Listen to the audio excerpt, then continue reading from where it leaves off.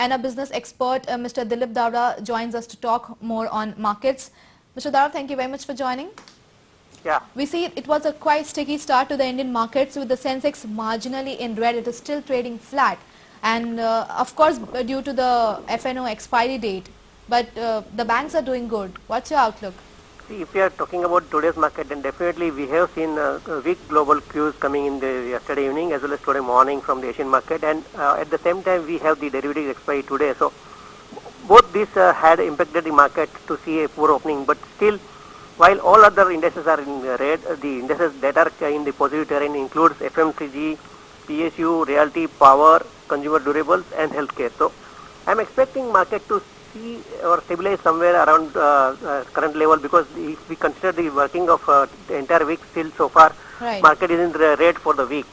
But I'm expecting some recovery tomorrow, which is going to be the first day of the next derivatives. So I am keeping my fingers closed, and as we know, RBI has definitely given a surprise in the form of 25 BPS cut for CRR and repo rate. So that has pumped in banking and rate sensitive companies like auto and realty. Right. There's also not much happening in the economy side. There are banking results, which are banks are coming out with their quarter 3 results, and PNB has reported a forecast beating nearly 14% year-on-year rise in its third quarter, and its net profit is at 1,306 crore.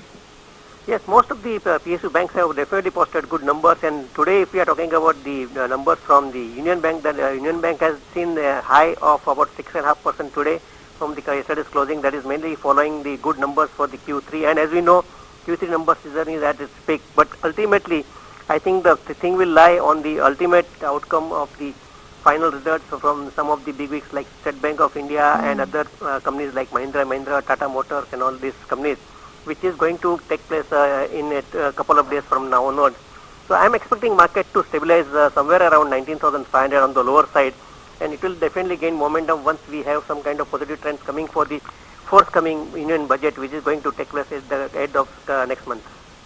All right. We also have some stake sale in Oil India by the government. Yes, definitely, because as we know, the long pending issue of Oil India is cleared by the EGO yesterday, and they are going to announce the floor price today evening after seeing the market faring. But if we talk about this faring of the market today for the Oil India in particular, it has seen the low of 51230 and the high of 554.25, and currently trades at 539, 540. It is up by 2%. So I am expecting around 5 to 6% discount at the current market price for the new investors. And by way of this dilution, the government is likely to generate about 3,000 crore. At the same time, we are going to have one IPO coming tomorrow from V-Mart, which is again in the retail industry, which is offering an IPO at a rate of 195 to 215, and is likely to generate some good interest in the market, because FDI in mega multi-retail is cleared by the government. All right. Talking more on Oil India, I think this is one of the government's PSU to raise 30,000 crore target of the government in disinvestment program, and so far the government has raised 6,900 crore rupees through disinvestment. So how you think the government is going ahead with the disinvestment drive?